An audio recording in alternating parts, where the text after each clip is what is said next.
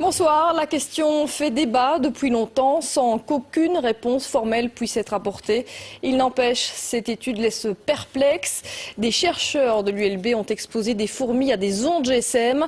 Très vite, les animaux sont non seulement désorientés, mais ils perdent de 50% de leur capacité, un résultat qui donne à réfléchir. Jimmy Méo et Kinerkan.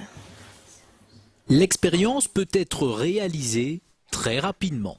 Poser un téléphone portable au milieu d'une société de fourmis et déjà instantanément, les premiers effets sont visibles.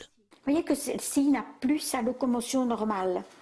C'est plus faire aller ses pattes, c'est parce qu'elle a été trop longtemps près des ondes. Ça, c'est une ataxie musculaire. Le premier système touché est le système nerveux. Mais le système nerveux, il dirige tout. Il dirige la locomotion, il dirige la perception des signaux émis par les autres, il dirige le comportement, etc. Donc tout est affecté. Les capacités d'apprentissage des fourmis exposées aux générateurs d'ondes sont affectées de 50% par rapport à la normale. Et même avec une période de récupération, elles ne retrouvent que 60% de leur capacité de mémorisation. J'ai éteint le générateur, elles ont récupéré un peu et ont pu apprendre, mais n'ont plus jamais réatteint leur niveau initial.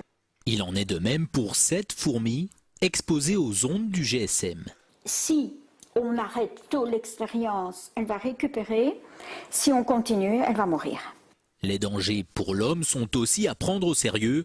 Par exemple, l'oreille à laquelle on colle notre téléphone est très sensible. Imaginez les structures que nous avons dans l'oreille. Nous avons des cellules ciliées dans l'oreille.